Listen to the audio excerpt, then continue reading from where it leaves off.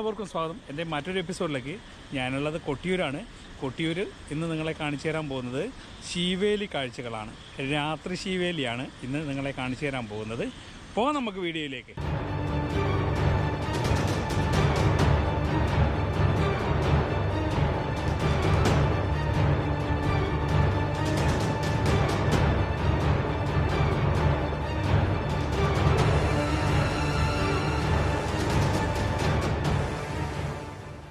Video കാണുന്ന നിങ്ങളോട് ആദ്യമേ ഒന്ന് പറയട്ടെ, നിങ്ങൾ ആദ്യമായാണ് ഞങ്ങളുടെ ചാനൽ കാണുന്നുവെങ്കിൽ ചാനൽ സബ്സ്ക്രൈബ് ചെയ്യാനും മറ്റുള്ളവരിലേക്ക് ഷെയർ ചെയ്യാനും മറക്കരുത്.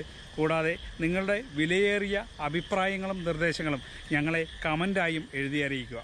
മണ്ണും മഴയും കാട്ടാറുകളും ഒക്കെ ചേർന്നുള്ള കൊട്ടിയൂരും പരിസരവും ഉണരുന്നത് മഴക്കാലത്താണ്. കാടിന്റെ വന്യതയിലും കാട്ടാറിന്റെ രൗദ്രതയിലും 28 ദിവസം നീണ്ടു നിൽക്കുന്ന കൊട്ടിയൂർ ഉത്സവം കണ്ണൂരുകാരുടെ മാത്രമല്ല, ഏതൊരു ശൈവവിശ്വാസിയുടെയും ഭക്തിയെ ഊട്ടിയുറപ്പിക്കുന്നതാണ്. ആചാരങ്ങളിലും അനുഷ്ഠാനങ്ങളിലും കേരളത്തിലെ മറ്റു ക്ഷേത്രങ്ങളിൽ നിന്നും തികച്ചും വ്യത്യസ്തമായ കൊട്ടിയൂരിൽ നെയ്യാട്ടത്തിൽ തുടങ്ങി തൃക്കലശാട്ടിൽ അവസാനിക്കുന്ന ഉത്സവം വൈശാഖ മഹോത്സവം എന്ന പേരിലാണ് അറിയപ്പെടുന്നത്. പുരാണങ്ങളോളം തന്നെ പഴക്കമുള്ളതാണ് കൊട്ടിയൂരിന്റെ ചരിത്രവും. ഇതന്വേഷിച്ചു പോയാൽ എത്തി നിൽക്കുന്നതോ ദക്ഷന്റെ യാഗഭൂമിയിലും.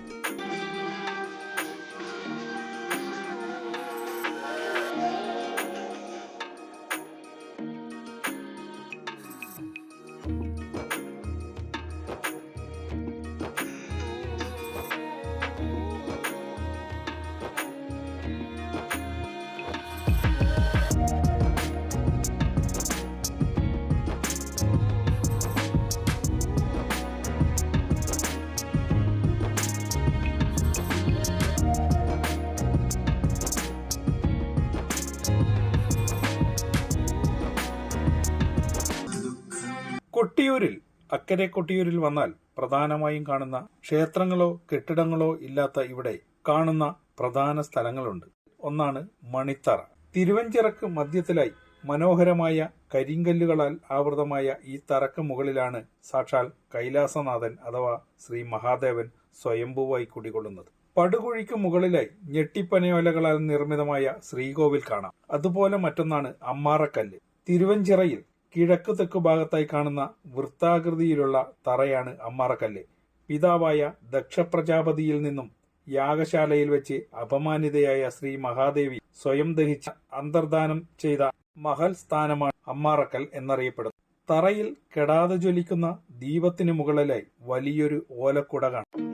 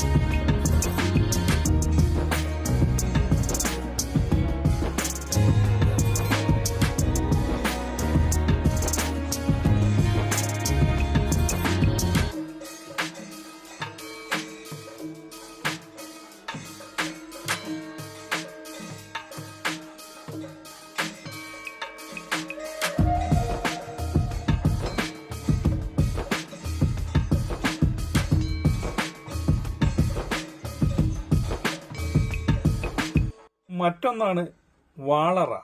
വയനാട്ടിലെ മുതിരേരിക്കാവിൽ നിന്നും എഴുന്നള്ളിച്ചു കൊണ്ടുവരുന്ന വാൾ ഈ അറയിലാണ് സൂക്ഷിക്കുന്നത്. ശ്രീ പരമേശ്വരന്റെ ആജ്ഞപ്രകാരം ഭൂമിയിൽ അവതരിച്ച വീരഭദ്രസ്വാമികൾ ദക്ഷന്റെ ശിരസറുത്ത് ചുഴറ്റിയെറിഞ്ഞതായ ഈ ദിവ്യായുധം അകലെ വയനാട്ടിലെ മുതിരേരിയിൽ ചെന്ന് പതിച്ചുവെന്നാണ് ഐതിഹ്യം. അവിടെ സ്ഥിതി ചെയ്യുന്ന അമ്പലത്തിലെ പ്രത്യേക അറയിലാണ് വൈശാഖ മഹോത്സവത്തിന് ശേഷമുള്ള 11 മാസക്കാലവും ഈ ദിവ്യായുധം സൂക്ഷിക്കുന്നത്. അതുപോലെ തന്നെ മറ്റൊന്നാണ് കൂത്തമ്പലം. കൂത്ത് അപൂർവം ക്ഷേത്രങ്ങളിൽ മാത്രമാണ് ഇപ്പോൾ കണ്ടുവരുന്നത്.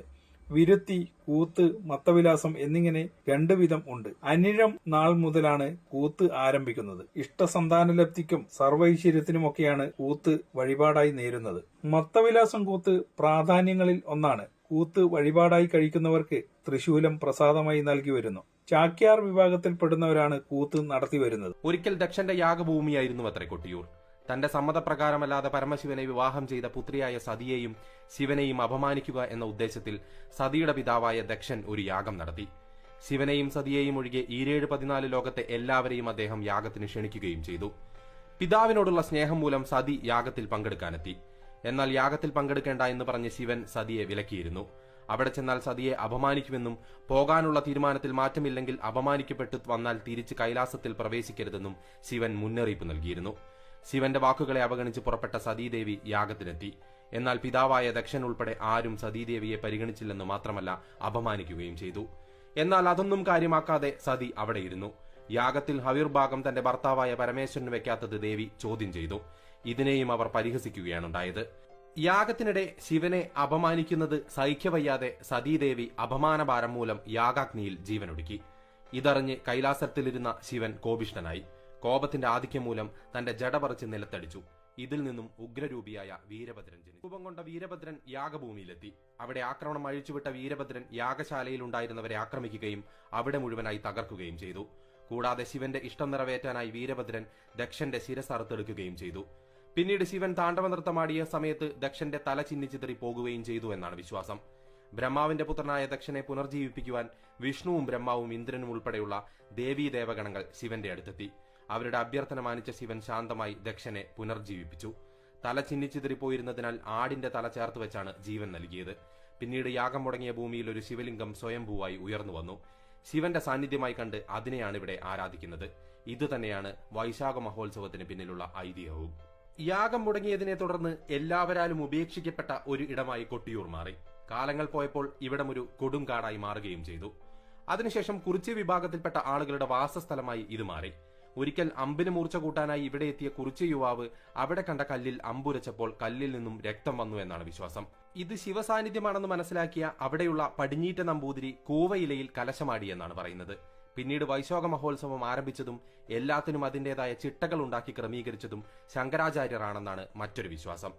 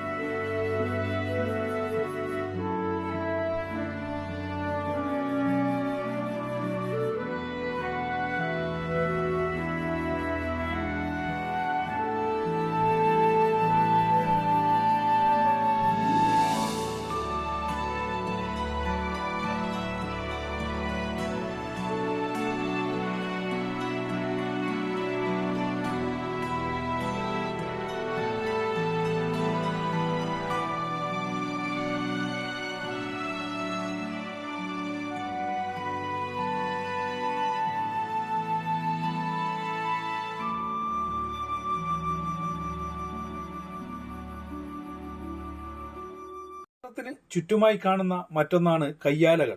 തിരുവഞ്ചിറക്ക് മുകൾ ഭാഗത്ത് ചുറ്റുപാടുമായി ഓലകൾ കൊണ്ട് നിർമ്മിച്ച കെട്ടിടങ്ങൾ കാണാം. ഇവയെ കയ്യാലകൾ എന്ന പേരിലാണ് അറിയപ്പെടുന്നത്. ഹൈന്ദവ ജനവിഭാഗത്തിലെ എല്ലാ വിഭാഗം ജനങ്ങളും അവരുടേതായ അടിയന്തര കർമാദികൾ നിർവഹിക്കുന്ന ഒരു ക്ഷേത്രാനുഷ്ഠാന സംഘടന ഭാരതത്തിൽ തന്നെ വേറെയെങ്ങും കണ്ടെന്നു വരില്ല. കാലം പല പരിവർത്തനങ്ങൾക്ക് വിധേയമായെങ്കിലും ഈ ക്ഷേത്രത്തിലെ ഒരു സംഗതികൾക്കും വ്യതിയാനം വന്നു ചേർന്നിട്ടില്ല. ക്ഷേത്രത്തിലെ അടിയന്തര വിഭാഗക്കാരായ നമ്പൂതിരി ശ്രേഷ്ഠന്മാർ, മറ്റ് അടിയന്തരക്കാർ, ഭരണാധികാരികൾ എന്നിവർക്കെല്ലാം പ്രത്യേകം കയ്യാലകളുണ്ട്.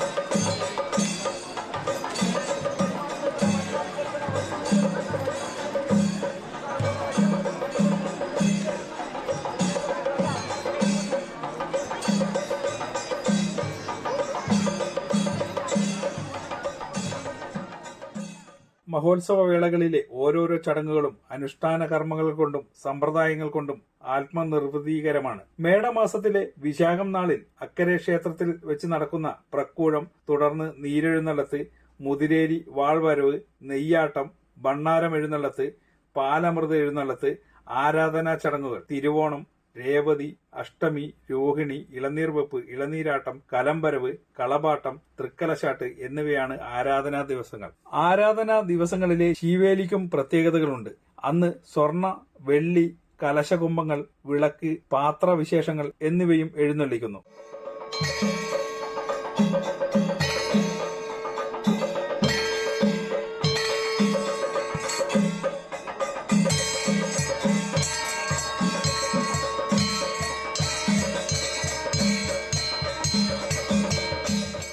രോഹിണി ആരാധന എല്ലാം കൊണ്ടും വൈശേഷികമാണ്. അന്നേ ദിവസമാണ് സ്വയംഭൂശിലയെ കെട്ടിപ്പുണർന്നുകൊണ്ടുള്ള ആലിംഗന പുഷ്പാഞ്ജലി എന്ന മഹൽ കർമ്മം നടക്കുന്നത്.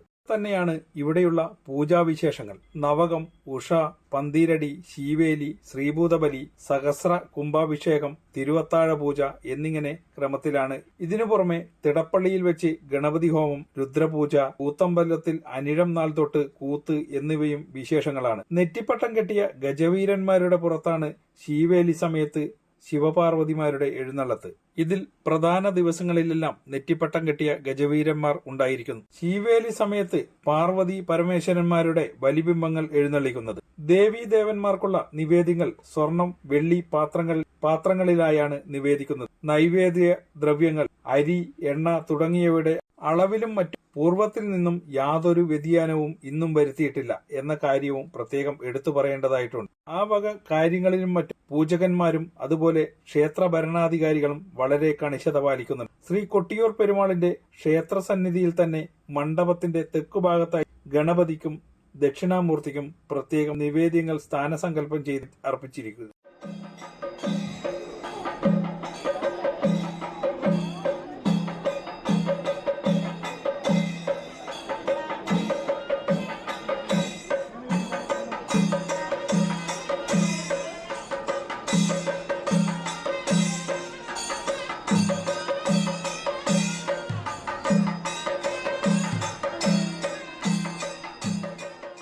പ്രധാന പ്രസാദങ്ങൾ ഇവയൊക്കെയാണ്: അഷ്ടബന്ധം, കളഭം, ആടിയ നെയ്യ്, തീർത്ഥം, ഉണ്ണിയപ്പം, തൃശൂലം എന്നിവ. ഭഗവാന് ഏറ്റവും ഇഷ്ടപ്പെട്ടതാണ് രുദ്രാക്ഷം. രുദ്രാക്ഷ മാഹാത്മ്യം ഒരുപാടുണ്ട്. ഒരിക്കൽ ചഞ്ചലപ്പെട്ട തന്റെ മനസ്സിനെ ഏകാഗ്രമാക്കാൻ സഹസ്രവർഷങ്ങൾ തപസ്സനുഷ്ഠിക്കുകയും അവസാനം കൺതുറന്ന വേളയിൽ കണ്ണിൽ നിന്നും ഇറ്റുവീണ കണ്ണീർ കണങ്ങൾ രുദ്രാക്ഷമായി മാറുകയും ചെയ്തു എന്നാണ് ഐതിഹ്യം. മധുര, അയോധ്യ, ലങ്ക, സഹ്യാദ്രി, കാശി തുടങ്ങിയ ദേശങ്ങളിലാണ് രുദ്രാക്ഷം കണ്ടുവരുന്നത്. രുദ്രാക്ഷ ധാരണം ഭഗവാന് ഏറ്റവും പ്രിയപ്പെട്ടതാണ്.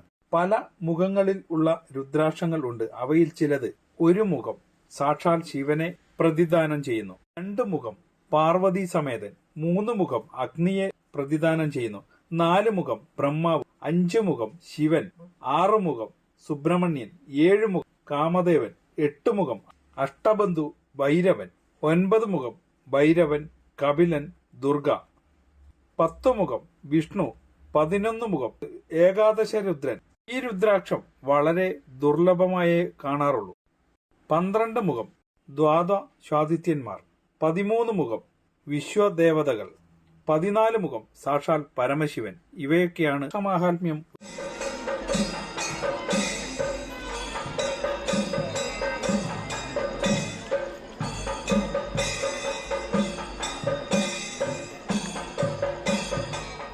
ക്ഷേത്രങ്ങളിൽ നിന്നും വ്യത്യസ്തമായി കൊട്ടിയൂരിലെ ചടങ്ങുകൾ ജ്യോതിശാസ്ത്ര വിധിപ്രകാരമുള്ള സമയബന്ധിതയോടെയാണ് നടക്കുക. അതിൽ പ്രധാനപ്പെട്ടതാണ് ശീവേലി.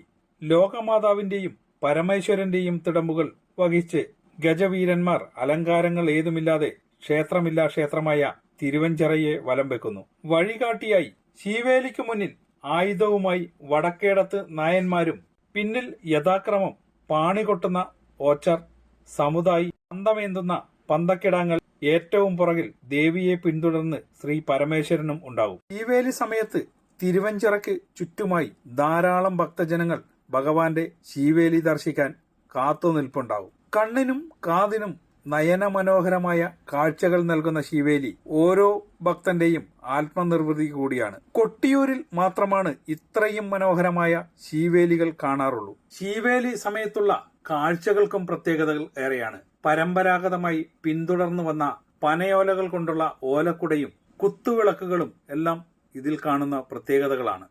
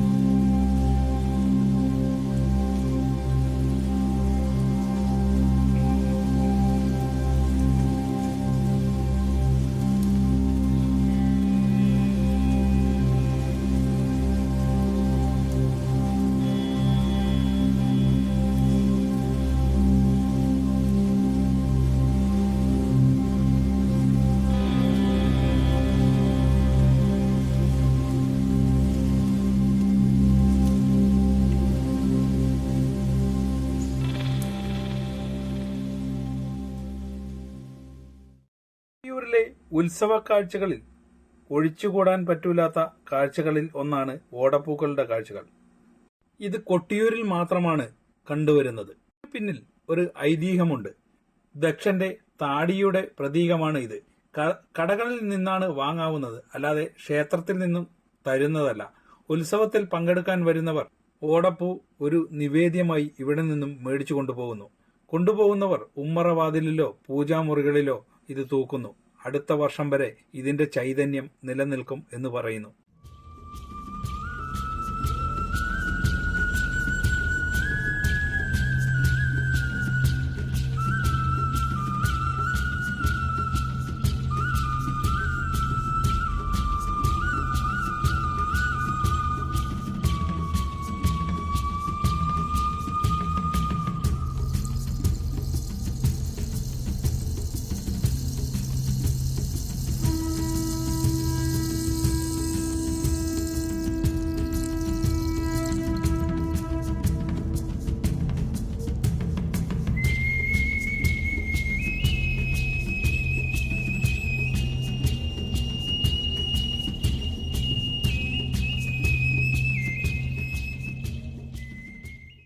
ഉത്സവ നഗരിയിൽ എങ്ങും തന്നെ പലതരം കച്ചവട സ്ഥാപനങ്ങൾ ഉണ്ട്. അതിൻ്റെയൊക്കെ കാഴ്ചകൾ തന്നെ മനോഹരമാണ്.